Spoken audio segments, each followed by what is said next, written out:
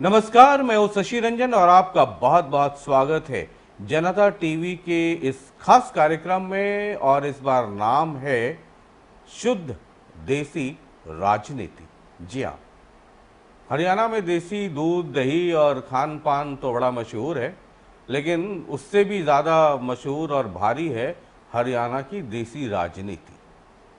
हमने कहा एक अध्याय इस पे भी होनी चाहिए कि जो विशुद्ध तौर पे जो देसी राजनीति है उसका क्या अंदाज है।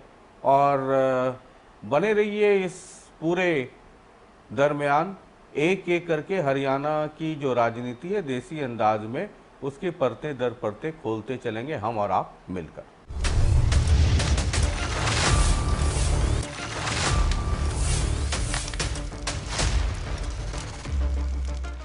हमारे आज के इस एपिसोड में एक खास मेहमान है, और खास मेहमान इसलिए कि वर्तमान सरकार में बहुत ही सीनियर मिनिस्टर हैं, लेकिन किसी पार्टी से नहीं है, इंडिपेंडेंट हैं। और सत्ता के गलियारों में 30 साल, तकरीबन 30 साल के बाद वापसी हुई है। कभी हो सकता है आप उनको हरियाणा के मुख्यमंत्री के तौर पे भी देख सकते थे, लेकिन वक्त वक्त की बात होती है, वो कुर्सी उनके हाथ आई नहीं, और वो जो कुर्सी गई उसके बाद 30 साल के बाद उन्हें एक कुर्सी मिली है, भले ही मुख्यमंत्री की ना हो, मंत्री की कुर्सी। समझ गए होंगे आप, मैं बात कर रहा हूँ बिजली मंत्री, और भी कई विभाग हैं इनके पास, चौधरी रणजीत सिंह जी की। बहुत बहुत स्वागत। बहुत नमस्कार। तो ये शुद्ध देसी राजनीति है सर, जी जी जी, और इस एपिसोड में आपका बहुत बहुत स्वागत है। बहुत धन्यवाद, थैंक यू।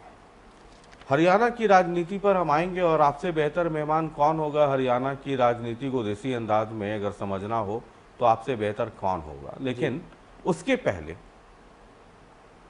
सत्ता में, या जो सत्ता के गलियारे में आपकी वापसी तकरीबन 30 साल के बाद जी हुई, और आप सीनियर मिनिस्टर हैं, और बिजली महकमा है, और बिजली महकमे को लेकर के राजनीति बहुत ज़बरदस्त होती रही है। और इसलिए भी बिजली महकमा बहुत ज़्यादा इम्पॉर्टेंट है, क्योंकि बिजली के बिना तो सर कुछ है ही नहीं, जीवन में कल्पना ही नहीं की जा सकती है। ठीक कह रहे हैं, हर आज आदमी के 600 दिन से ज़्यादा हो गए इस सरकार को, 1.5 साल से ज़्यादा हो गए। अब आप आज यहाँ बैठे हैं, बिजली को कैसे आप देखते हैं 1.5 साल के बाद, जब आपने चार्ज लिया था तब और अब? ये ऐसा एक रंजन साहब ऐसा महकमा है जो 100% आदमी भी मैं कहूँ तो गलत नहीं है, हर आदमी से जुड़ा है। चाहे कितने बड़ा बिजनेसमैन है, कितना बड़ा ब्यूरोक्रेट है, चाहे झुग्गी झोंपड़ी में और लेबर क्लास काम करने वाला है, हर आदमी के घर में कनेक्शन है। और हरियाणा तो ऐसा है कि जहाँ पूरा पूरा हरियाणा रूरल इलेक्ट्रीफाइड है, शहरी तो है ही है, और हर आदमी का कारोबार, बिजनेस, उसका जीवन हर तरीके से बिजली से प्रभावित है। मैंने एक लंबे समय के बाद, आपने ठीक कहा कि एक 25 साल के संघर्ष के बाद दोबारा एक पॉलिटिकली सीन पे आया हूँ। 87 में ये भी बात ठीक थी कि मेरे साथ 46 MLA थे। हमारे बड़े भाई साहब जो ओम प्रकाश जी, पुराना इतिहास हो गया, उनके पास 14 MLA थे, मैं दावेदार था। बच्चों देवलाल का फैसला था, परिवार थे, बड़े परिवार के फैसले के आगे मुझे मानना पड़ा, और मैं मान गया था। मैं पिता का आशीर्वाद है, मैं उसी में खुश था। आज मैं रणजीत सिंह इसी में, मैं अपनी तसल्ली और अपने विश्वास से चलने वाला आदमी हूँ। आज बड़ी मेहनत के बाद, मेरे लोगों का समर्थन से, आप जैसे लोगों की गुड विशेष और मेहरबानियों से मैं दोबारा फिर पॉलिटिकल सीन पे आया हूँ।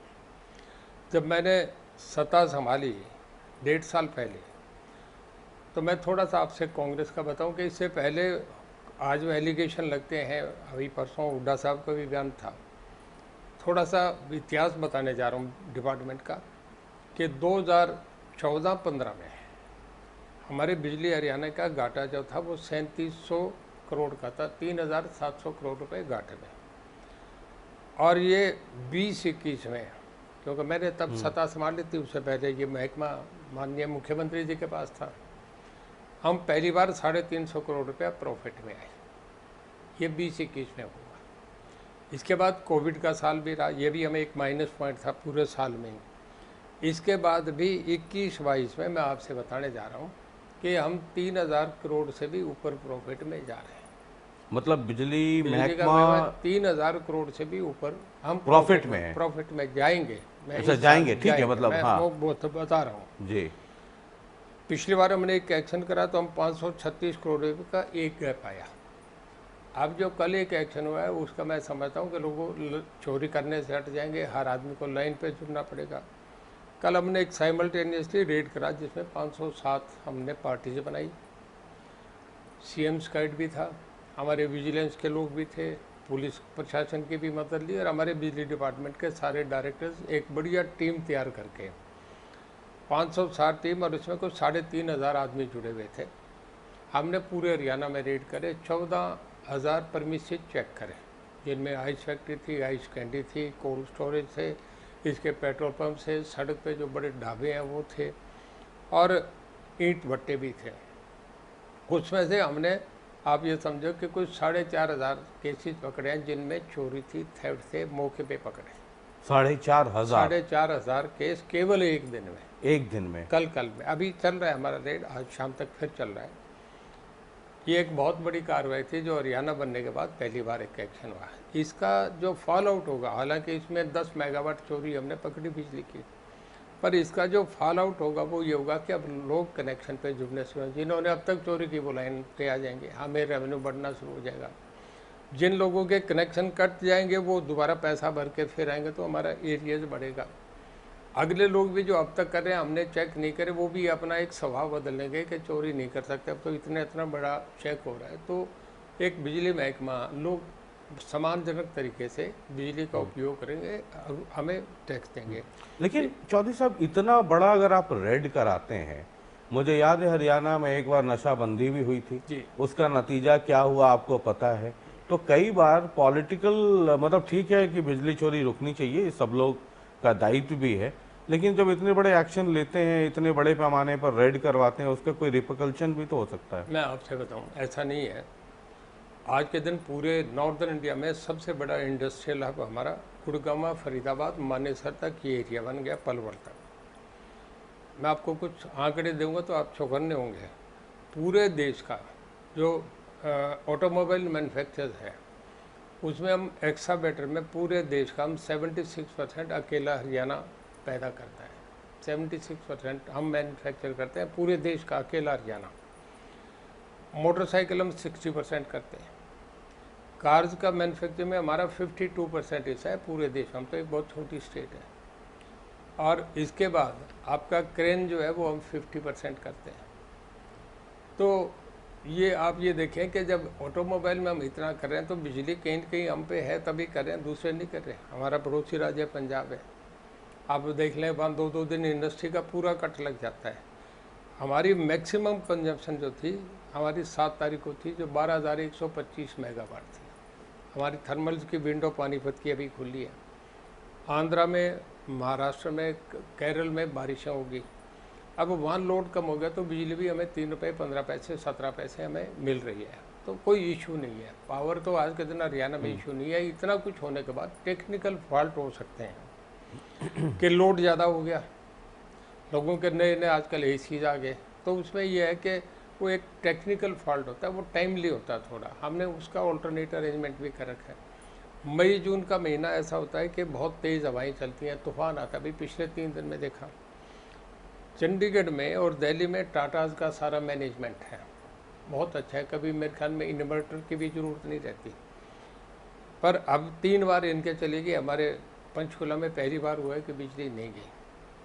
हमने गुड़गांव और पंचकुला 2 मॉडल सिटी बना दिए, जिन्हें हम इसी महीने में, मतलब जुलाई के बाद, वहाँ इन्वर्टर नहीं होगा, आप जाके चेक कर लेना, हम दोनों ऐसे शहर बना देंगे 24 घंटे बिजली मिली। ये बहुत बड़ा अचीवमेंट है जी। हमारे मुख्यमंत्री जी ने मुझे एक कह रखा है कि जहाँ जितना पैसा चाहिए, जितने ट्रांसफार्मर चाहिए, जितने आपको कंडक्टर चाहिए, जितनी केबल चाहिए, आप जो कुछ मांगोगे हाई पावर परचेज कमेटी लाओ, मैं आपको दूंगा। तो और इसे सुधारो, और मुझे बड़ा विश्वास और कॉन्फिडेंस मिला, मैं बहुत तेज़ी से लग रहा हूँ। ये बिजली को लेकर के जब आप इतनी लंबी चौड़ी बात कर रहे हैं, अभी पड़ोसी राज्य है पंजाब, हमारा बड़ा भाई है, तो वहाँ चुनाव भी है, दिल्ली भी है, जी तो एक तरफ दिल्ली एक तरफ पंजाब है, एक तरफ अरविंद केजरीवाल है, एक तरफ कैप्टन अमरिंदर हैं, और इधर आप लोग हैं। अब बिजली एक ऐसा मसला है कि दिल्ली में अरविंद केजरीवाल ने कह दिया हम इतने यूनिट तक फ्री और ये फ्री और वो फ्री। पंजाब में कट्स लग रहे हैं जिसकी वजह से आम आदमी जी पार्टी का बड़ा भयंकर आंदोलन चल रहा है वहाँ पे। जी अब वो आम आदमी पार्टी ने कह दिया कि अगर हमारी सरकार पंजाब में आई तो हम इतना यूनिट बिजली फ्री कर देंगे। तो एक तरफ दिल्ली है एक तरफ पंजाब है, पूरी पॉलिटिक्स बिजली के इर्द गिर्द घूमने लगी। और ये एक हरियाणा है, जी। यहाँ भी उनके पार्टी के लोग कहते हैं कि वो जरा मॉडल देखो और उसको इम्प्लीमेंट करना चाहिए। वो कहीं कोई परेशानी का कारण कभी बनता है?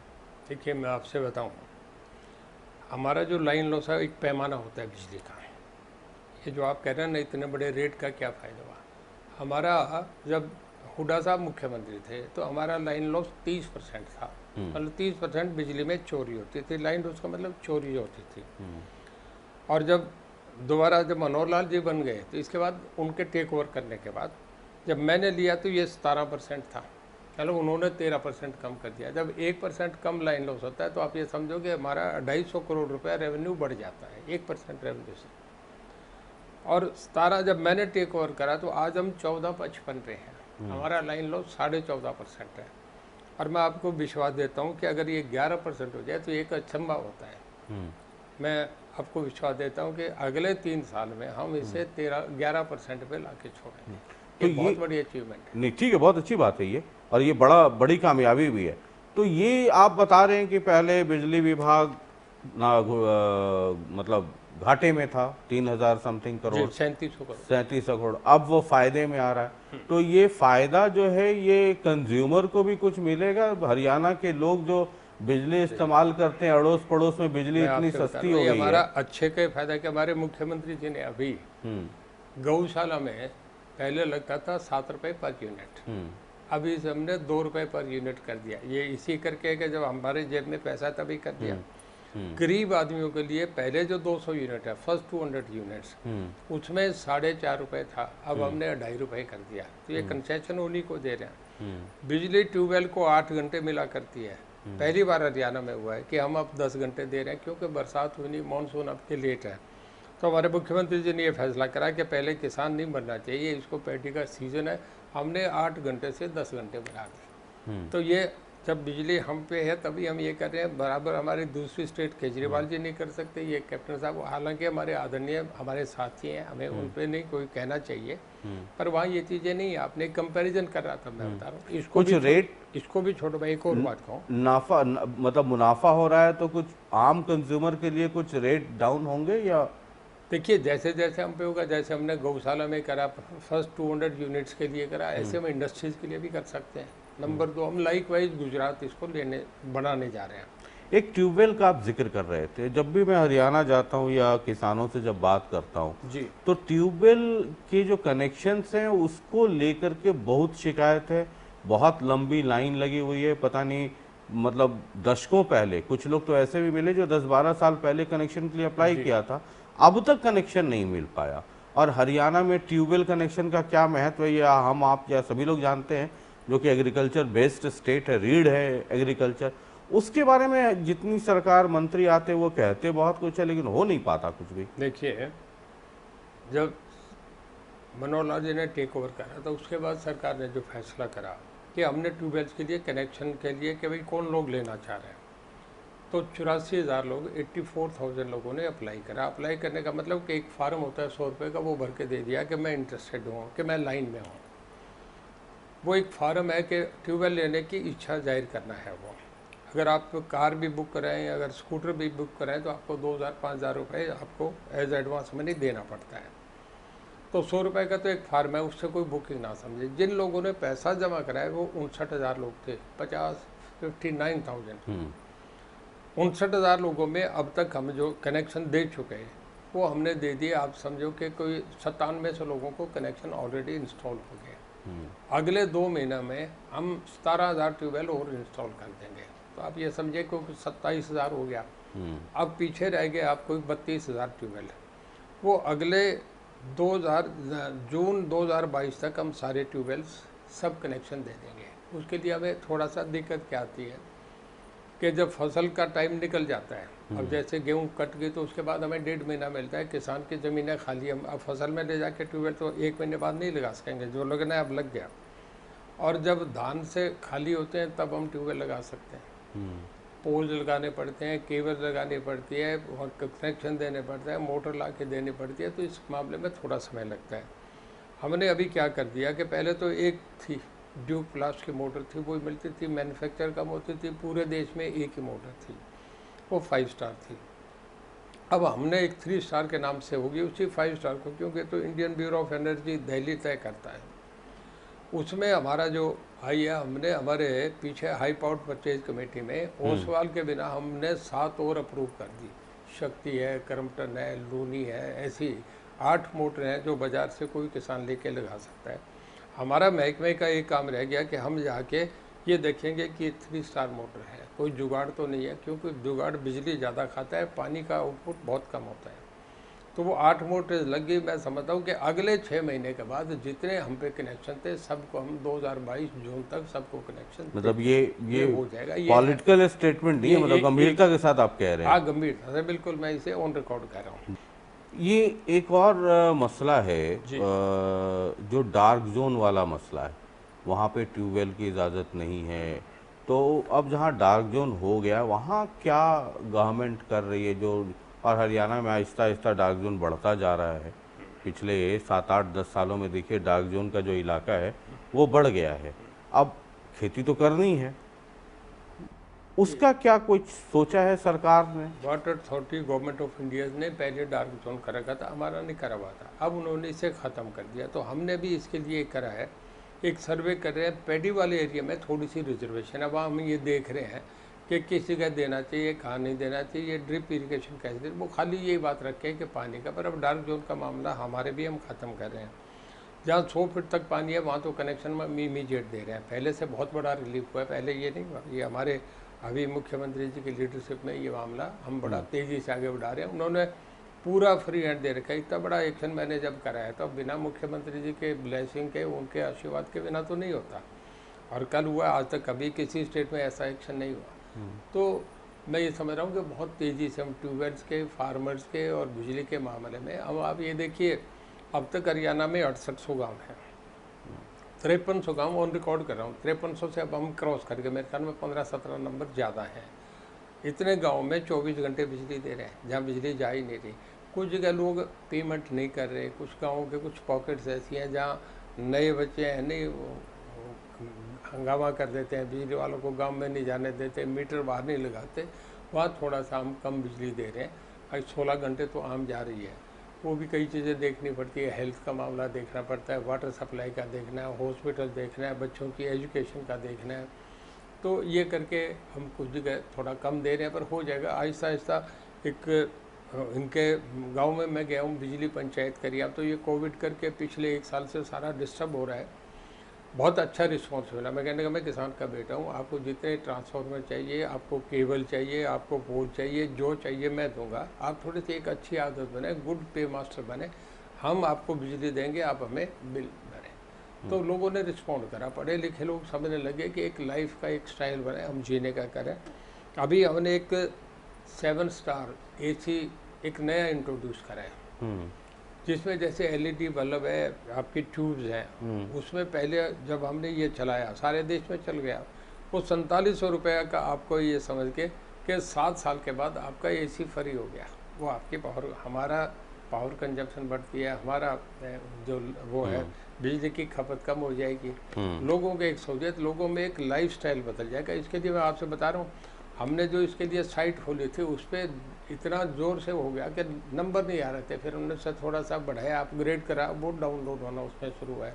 इतनी बुकिंग आ रही है, अंदर हमने सोचा ही नहीं था इतनी। एक और मसला है, आपने AC की बात की जी, एक और मसला है कि जब आप आए थे, मंत्री बने थे नए नए, तो आपने कहा था ये जितने तार मकानों के ऊपर से, दुकानों के ऊपर से जा रहा है, इसको मैं समाप्त कर दूंगा। और जब मैं पिछली बार इंटरव्यू कर रहा था तो आपने कहा था कि ये ओवरनाइट नहीं हो सकता, it will take some time. तो हमने कहा कि 2-4 दिन नहीं, 600 दिन के बाद ही पूछूं कि वो उसमें क्या हो पाया, क्योंकि आपने बड़ी जोर शोर से ये बात कही थी कि और उसकी वजह से बहुत एक्सीडेंट्स और तमाम तरह की चीज़ें हो रही थी। अब आप कहीं बाहर निकलेंगे ना, कि जब भी कहीं फील्ड साइड में बाहर के एरिया में जाए, आपको कहीं टेढ़े पोल नज़र नहीं आएंगे, सीधे हुए हैं। पहले ऐसे टेढ़े काफ़ी जगह नज़र आते हैं, तो मैं भी जब निकलता हूँ तो इस पर काफ़ी निगाह करता हूँ। तारें भी अब जो ढीली थी, लटक रही थी, उन्हें आपको कभी ऐसी नहीं मिलेंगी। नंबर 3, हमने एक स्पेशल गाँव के लिए करा है, 96 करोड़ रुपया ग्रांट करा है, जिसमें जितने गाँव के तो ये तालाब हैं, जोड़ कह दें गाँव की भाषा में, आपके मंदिर हैं, इसके बाद स्कूल्स हैं, लोगों की छतों के ऊपर से तार, हमने 96 करोड़ रुपया गवर्नमेंट से दिया है, जिसमें फ्री इन बातों को किसी को कोई पे नहीं करना पड़ेगा, सारी हटा रहे हैं। बहुत तेज़ी से हमारा ये अभियान चल रहा है और हमें बहुत सफलता मिल रही है। तो ये तुरंत हम कर देते हैं। लाल डोरे में तो हम अपने तरीके से करते हैं, कभी कोई दिक्कत ही नहीं। तो ये कितना % ये समस्या खत्म हो गई होगी, या मैं समझता हूँ जी कि 60 के करीब 60% कर दिया, 40%, क्योंकि एक बड़ा लंबा है ये काम, मैनुअल है, इसे आप ऑटोमेटिक को मशीनरियों से नहीं कर सकते। आपको बिजली भी बंद करनी पड़ती है, तब लोग हंगामा करते हैं क्यों कर दिया। आपको उसके बाद तारें भी बिजली बंद करके खींचनी पड़ती है, तो थोड़ा इसे प्रोसेस ऐसा है कि जो सारा ही मैनुअल करना पड़ता है, तो समय लगता है। हो जाएगा, अगले 3-4 महीने में कंप्लीट हो जाएगा। तो मतलब आप आज की तारीख में हैं कि लोग खुश हैं बिजली विभाग से और बिजली मंत्री से? देखिए, हरियाणा एक ऐसा है, हम R.K. सिंह जी से जब मिल रहे थे बात, वो कहता है कि हरियाणा में बड़ा टफ है बिजली का बिल लेना, यूपी में, वेस्टर्न यूपी में आसान है, हरियाणा में लोग बिजली के बिल नहीं देते। हमारे लोगों को बहुत, कहीं भी हंगामा नहीं हो रहा। आप देख लें, कहीं छुटपुट कहीं 1 घंटा बिजली चली गई, कोई ऐसा कुछ हो गया टेक्निकल फॉल्ट की वजह से, नहीं कहीं पंजाब में आप देख लें क्या हालात हो रहे हैं। तो लोगों का सामने ही आ रहा है, आपके सामने, बिजली से पूरी तरह संतुष्ट है। तो ये शुद्ध देसी राजनीति है। और यहाँ एक छोटा सा ब्रेक ले रहे हैं। ब्रेक के बाद जब वापस लौटते हैं तो जरा बिजली मंत्री जी से ये पूछते हैं कि आजकल हरियाणा में करंट कहाँ कहाँ लग रहा है।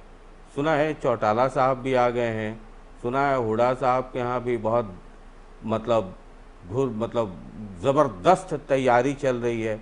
और चौधरी रंजीत सिंह जी ऐसे हैं कि चौटाला साहब के छोटे भाई हैं, हुड्डा साहब के मित्र हैं और खट्टर साहब के आजकल परम प्रिय हैं। तो इनसे बेहतर देसी राजनीति को समझाने में कौन मददगार, मतलब इनसे बेहतर कौन होगा जो समझा सके। एक छोटा सा ब्रेक, फौरन हाजिर हो रहे हैं।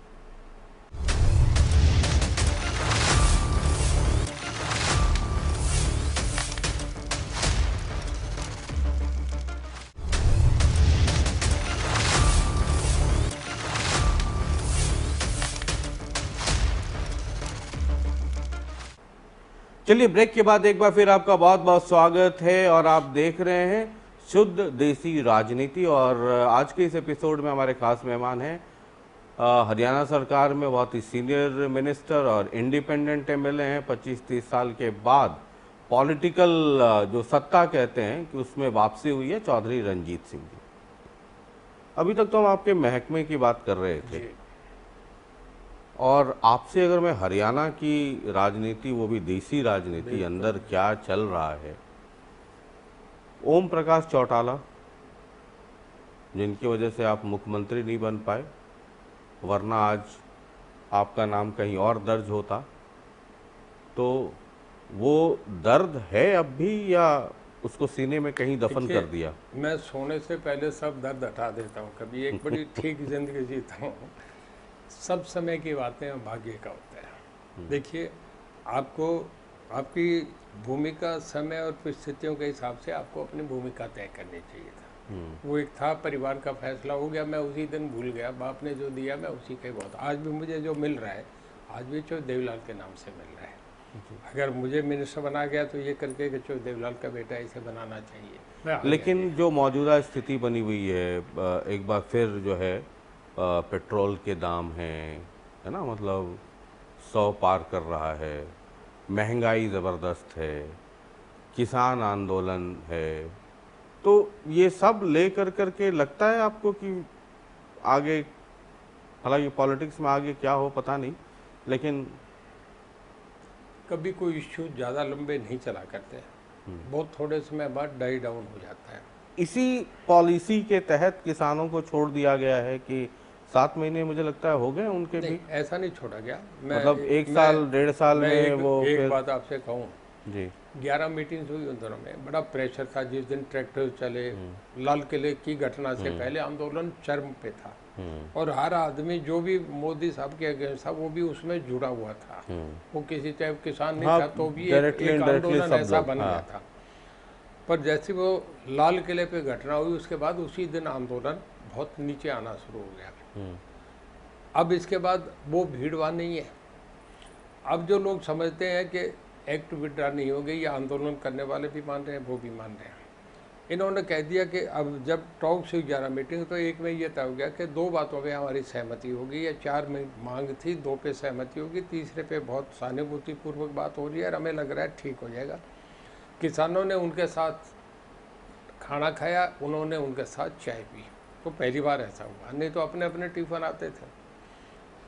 इसके बाद ये लग रहा था कि अब तो फैसला हो जाएगा। सरकार भी देने के मूड में थी और दबाव भी उस वक्त पूरा था किसानों का। अगले दिन ही 10 दिन बीच में जाते तो हम समझते, अगले दिन ही कह दिया कि हम ये नहीं करेंगे। मतलब कुछ लोगों का दबाव यूथ का ऐसा था कि वो समझौता नेताओं को नहीं करना देना चाहिए। नेताओं में भी हमारी भी बात होती है, उनका अब भी मन है कि ले दे के इसे निपटाना चाहिए। आम किसान भी ये समझता है निपटाना चाहिए, पर कुछ लोगों के हाथ है जो कामरेड टाइप के लोग हैं, वो इसे नहीं करने दे रहे हैं। आप भी जानते हैं, मैं भी जान रहा हूँ। सरकार ने भी कह दिया कि आ जाओ, अगर कानून में कुछ गलत है तो उसे हम काट देते हैं। एमएसपी एक ऐसी चीज़ है, अगर पूरे देश में इसे आप एक्ट में डाल के दे दें तो आप ये समझो कि 17 लाख करोड़ खर्च होता है इसमें। 17 लाख करोड़ रुपए आपको देना पड़ेगा पूरे देश में, और आपका पूरे देश की अर्थव्यवस्था है वो 27 या 28 लाख करोड़ है। आप डिफेंस में कहाँ देंगे, रेलवेज का क्या होगा, नेशनल हाईवे क्या होगा, आपका ऑयल इंडस्ट्री का क्या होगा, सारा देश फिर तो बर्बाद हो जाएगा, कुछ सामाजिक सिस्टम भी ख़त्म हो जाएगा।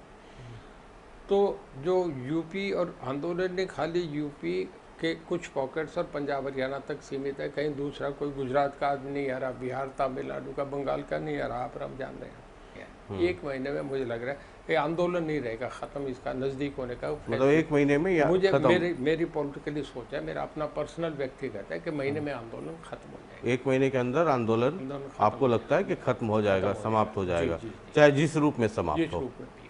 मतलब चाहे कोई भी बैकफुट पर आए। मतलब इसका कोई सरकार तो लगती नहीं है कि सरकार कि ये कानून वापस लेने की जो बात है जिस पे अड़े हैं किसान, सरकार के रुख से तो लगता नहीं है। सरकार सीरियस है, सरकार देना चाह रहा है, पर एक जिद जो है कि एक्ट वाली बात को छोड़ दे, बाकी कुछ भी ले ले, वो हम करने को तैयार है। एक्ट में जो गलत है उसे भी काट दो, उसको भी वो करने को तैयार है। चलिए ठीक है। एक और खेती है सर, वो चौटाला परिवार की खेती है ना। एक इंडिपेंडेंट एमएलए खट्टर सरकार के साथ, एक आपके जो भतीजा हैं अब है 1 मैन आर्मी में कहता हूँ, अकेले एमएलए वो भी इस्तीफ़ा दे दिया। उधर जो दूसरे पोते हैं वो अलग पार्टी बना ली। देवीलाल जो एक और है वो बीजेपी में, मतलब ये सब बिखरे हुए हैं। अब वापस लौटे हैं ओम प्रकाश चौटाला। पहले तो आप आईएनएलडी और जेजेपी की स्थिति को कैसे देखते हैं? ऐसा है, प्रजातंत्र की एक परिभाषा है कि जहाँ विचारों का विरोधाभास हो उसे प्रजातंत्र कहते हैं। एक लाइन की डेफिनेशन है। मेरे ओम प्रकाश जी के विचार अलग हो सकते हैं, अगर हम अलग अलग बैठे हैं तो अपने हमारी डेमोक्रेटिक थिंकिंग है ना। मैं इंडिपेंडेंट हूँ, कोई कांग्रेस में है, कोई बीजेपी में, कोई आईएनएलडी में, कोई जेजेपी में है। पर जो देवलाल का इतना बड़ा नाम है कि उसका हमें लाभ मिल रहा है। अब भी आप निगाह मार के देख ले, हरियाणा विधानसभा में हम घर के आज भी 6 मेंबर बैठे हैं। किसी भी करुणानिधि के बच्चे भी नहीं है, सोनिया गांधी के घर के भी मेंबर इतने नहीं है, आज भी इतने परिवार के बैठे हैं। किसी भी जगह जाएंगे, एक फल ऐसा है जिसे आप आंध्रा में लगा दो, केरला में लगा दो, जहाँ भी जाए धुल जाता है। हमारे परिवार से एक जाके जो वीरेंद्र सिंह को आ जाता है, एक जाके किरण जो बंसीलाल के को, उनके परिवार को महेंद्र को और आके आ जाता है। तो जो देवलाल के नाम का तो हमें मिलता है। कौन इनेलो के नाम से करे, कौन जेजेपी के नाम से करे, ये तो लोगों का जजमेंट करने का तरीका है कि किसकी विचारधारा को ठीक मान के उसे आगे ले लो। चलिए मैं इसको सवाल को घुमा देता हूँ। ओम प्रकाश चौटाला की वापसी के बाद आप आईएनएलडी और जेजेपी की राजनीति क्या देखते हैं? देखिए, ओम प्रकाश जी बराबर जो देवलाल के बाद बहुत लंबे समय तक राजनीति में रहे और उन्होंने अपना एक बार चीफ मिनिस्टर भी अपने दम पे ही बन के आए, बहुत अच्छे स्पीकर भी रहे हैं। एक माइनस पॉइंट ये है कि एज फैक्टर है उनका, वो 87 के साल की उम्र में हो गए तो आगे लोग एक लंबा राजनीतिक भविष्य नहीं दिखता। भगवान उनके मेरे बड़े भाई हैं, वो 100 साल से ऊपर जिए, पर पॉलिटिकली आदमी में जो एक्टिवनेस है वो इतनी ज़्यादा नहीं रहती। पर फिर भी मैं ये समझता हूँ कि जब वो लोगों में जाएंगे, जो हालात हैं उस हिसाब से कुछ लोगों को अट्रैक्ट तो करेंगे। कितना कर पाएंगे, ये क्या प्लेटफार्म देते हैं, क्या मैसेज देते हैं, किसके अगेंस्ट बोलते हैं, किसके फेवर में बोलते हैं, ये भी एक सोच के वो भी लोगों का मूड देख के कुछ बातें ले जाएंगे। तो जब तक वो चलेंगे नहीं, बोलेंगे नहीं, इतने तक कुछ अभी और कोई ऑथेंटिक कुछ नहीं कह सकता। जेजेपी पहली बार जीत करके आई, जो भी 8, 10, 11 एमएलएज हैं,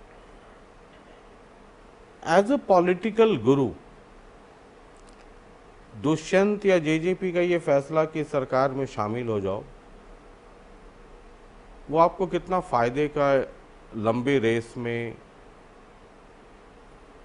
देखिए, मतलब ये तात्कालिक फायदा है या लंबे रेस का घाटा है? देखिए, जब ये फैसला करा दुष्यंत ने अपना, ओम प्रकाश जी से अलग होने के करा, एक ऐसा फैसला था जब बड़ा सोच के करा है।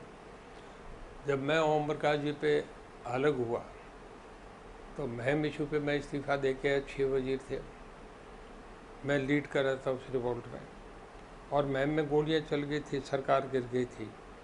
तब मुझे भी ये था कि मैं घर में जाऊंगा तो मुझे लिए ये नहीं था कि पॉलिटिकली मुझे क्या अहमियत मिलेगा, क्या माइलेज मिलेगा, ये सवाल नहीं था मेरे दिमाग में। एक जहन में जो सवाल आ रहा था कि घर जाऊंगा, माँ क्या कहेगी, मेरे बाप क्या कहेंगे, मैं कैसे घर में एंटर करूंगा।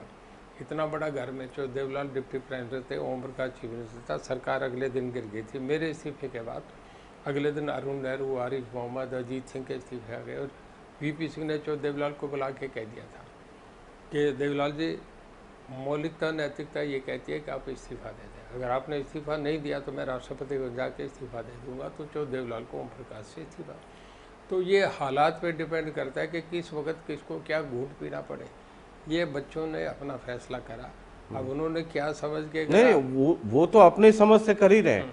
मैं तो आपसे समझना चाह रहा हूं कि ये शॉर्ट टर्म गेन है, तात्कालिक फायदा सरकार में जाना, और क्योंकि अभी तो नया खून है, अभी तो उम्र भी नहीं है भाई ज़्यादा, अभी तो बच्चे ही हैं, बाप तो खैर जवान हो गए, लेकिन ये एक लंबे समय के लिए ये लॉन्ग टर्म लॉस है या शॉर्ट टर्म फायदा है? मतलब दोनों एक ही चीज़ है। देखिए, डिपेंड करता है कि आपकी एसोसिएशन किनसे, कितनी सिंसियरिटी से है, लोगों में क्या है, लोगों में आप क्या कह के मैंडेट लेके आए। जब चुनाव हो रहा था, मेरा अपना अंदाज़ा था कि उस दिन मैं सरकार में नहीं था, मैं तो बाहर था, चुनाव लड़ने की तैयारी में था। जब दुष्यंत अलग होके चला था तो मेरा अपना मानना है कि 1 महीना इलेक्शन आगे और होता तो उसका वाइजा यूँ उठा था। मैं समझता हूँ 1 महीना इलेक्शन आगे और होता तो उसकी 10 नहीं 10 सीट और आती, बढ़ के आती 20।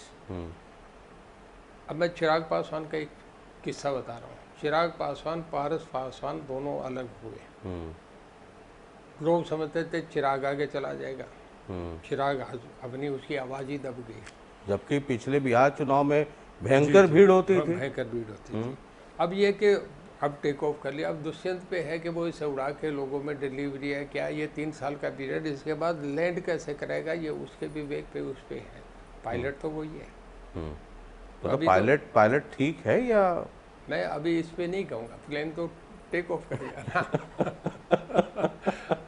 मतलब आपको लगता है कि थोड़े बहुत संशय है कि मतलब कर गया? नहीं, मैं इस पे कुछ नहीं कहूँगा क्योंकि मैं तो अभी इन टच हूँ नहीं ना, प्लेन ऊपर चला। हाँ, नहीं ठीक है, पॉलिटिक्स में इतना ही कह देना कि इस पे मैं कुछ नहीं कहना चाहता हूँ, अपने आप में एक बड़ा स्टेटमेंट है। बाकी तो हरियाणा के लोग समझदार हैं। हमारे बच्चे, वो मेरे बड़े भाई हैं, हमारे बच्चे हैं, हम आपस में सब रोज मिलते हैं, और कुछ मेरा कहना भी नहीं। नहीं ठीक है, पारिवारिक तो अलग है। खैर, आपने जितना कह दिया, आपने जिस तरीके से मुस्कुरा के कहा, तो पब्लिक मतलब समझ रही है।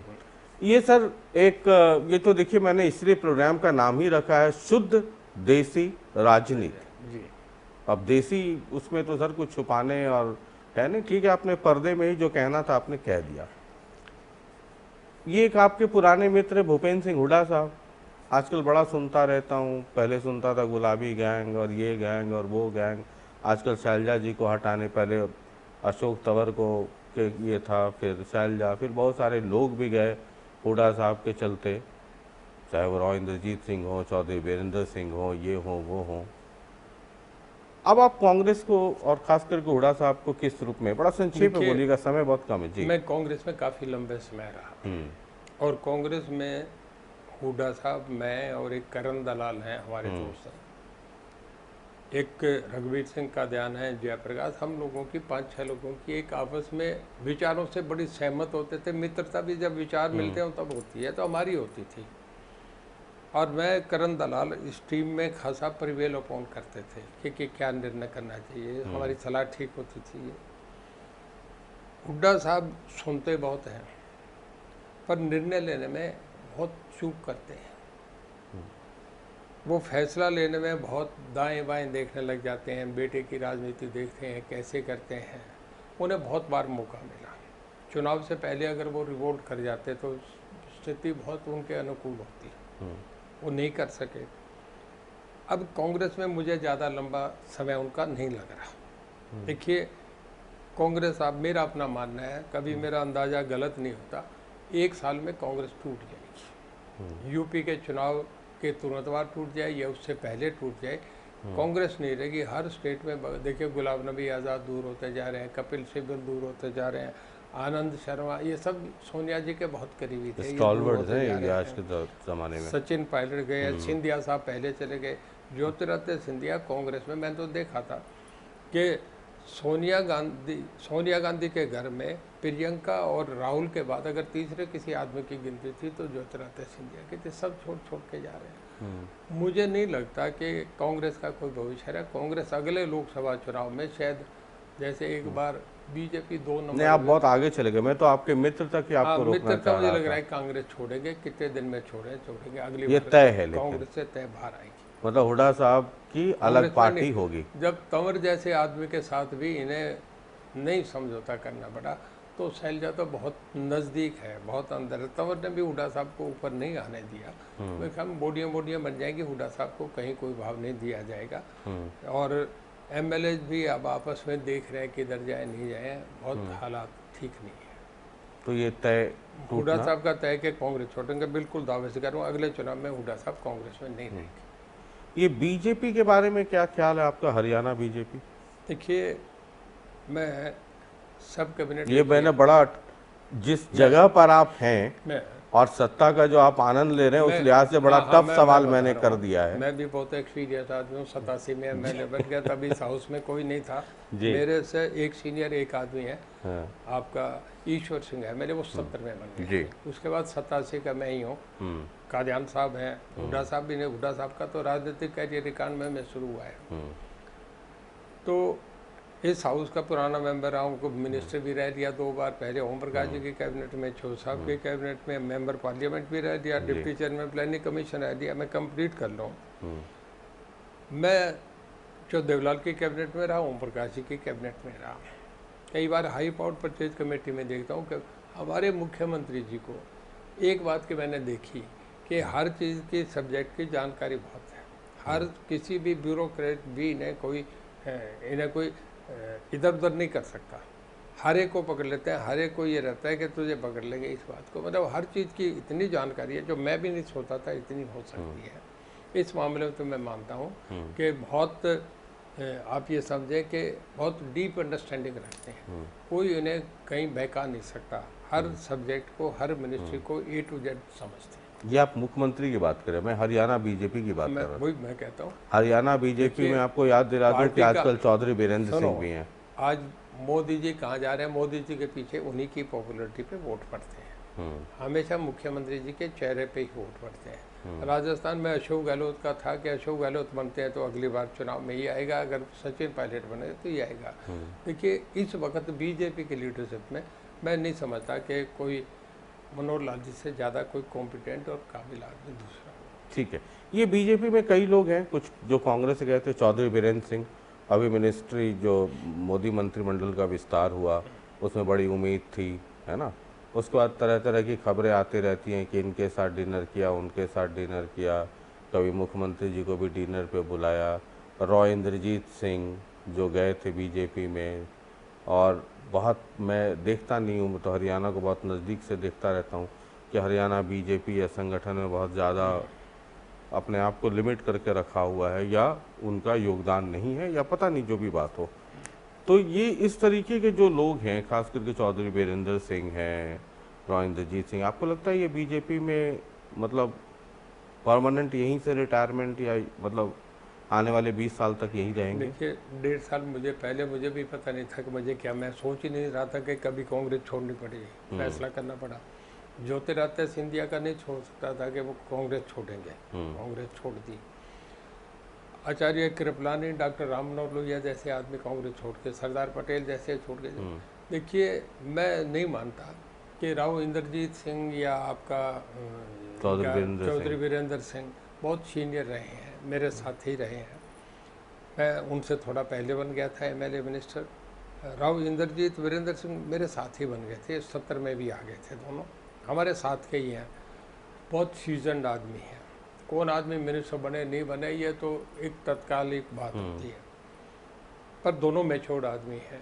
बाहर कोई ऐसा कोई वाइबल ऑल्टरनेट है ही नहीं। देखिए कई बार जब लोग समझ आते हैं 5 साल के बाद एंटी इनकम्बेंसी फैक्टर है, वोट बदल देते हैं, पर आज के देश में हालात में आज के दिन बीजेपी का सामने कोई ऑल्टरनेट है ही नहीं। लोग ऐसे गठबंधन में कोई नहीं जाएगा जहाँ फारूक अब्दुल्ला बैठे, जहाँ वो मोहसिना क्या मुफ्ती है वो बैठे, या जहाँ चिराग पासवान बैठे, जहाँ ठाकरे बैठे, जहाँ करुणानिधि बैठे, जहाँ आपका लालू जी बैठे, ऐसे गठबंधन तो देश को बेच देगा। लोग ये चाह रहे हैं कि एक स्टेबल गवर्नमेंट, एक आदमी जो चला सके, जिसके तो आपको ये लगता है कि इन लोगों के पास कोई दूसरा ऑल्टरनेटिव भी होगा नहीं, इसलिए यहाँ रहना अभी लाचारी ही है।